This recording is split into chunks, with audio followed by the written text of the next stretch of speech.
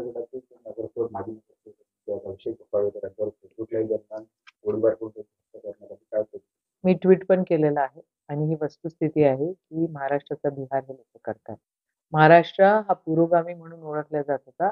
आज या गोळीबार प्रकरणांमुळे म्हणजे 4 दिवसाच्या आतमध्ये लोकप्रतिनिधीद्वारे किंवा लोकप्रतिनिधीवर असे गोळीबार होत असतील, याचा अर्थ असा आहे की पोलिसची भीतीच राहिलेली नाहीये.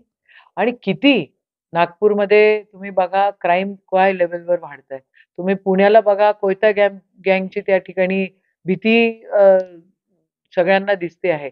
तुम्ही सदा सरवणकरांचं प्रकरण बघितलं, तर तोही एक प्रकरण फेमस झालेलं आहे. म्हणजे कोणी काही करायचं आणि हे सगळे गोळीबार करणारे लोकं असं म्हणतायत, की आमचे बॉसेस जे आहेत, हे सागर आणि वर्षावर राहतात. आमचं कोणी काही बिघडवू शकत नाही.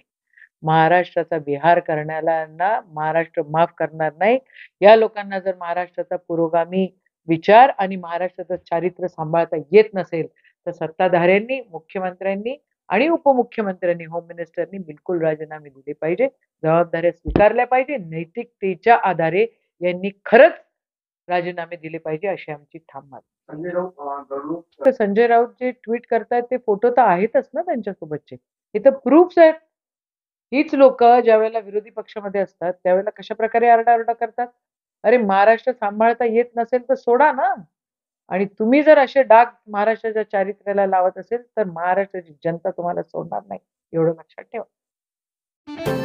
रोजच्या घडामोडी पाहण्यासाठी राजकीय दर्शन न्यूज चॅनल सबस्क्राईब करा आणि बेल आयकॉन दाबायला मुळीच विसरू नका.